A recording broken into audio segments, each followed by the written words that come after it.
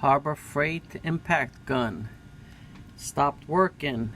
It's usually the brushes, which is located on each side of the gun. So just unscrew it, and mine, I'll show you how mine was right here. It kind of fell apart. It wasn't sitting properly, it was burnt out, so I just bought new ones. Harbor Freight does not sell them. You're gonna have to go on YouTube from China. I'll get you the number and I'll put it in my description, and it's pretty simple to replace. Face the brushes, that's called the brush, face it down.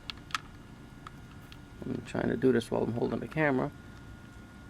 There's only one way of going in.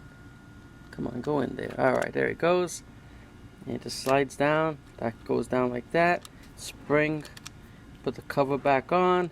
Spring will hold the brush against the commutator, and that should be it. And then you start it up. It's a really easy fix. The only problem is finding these brushes.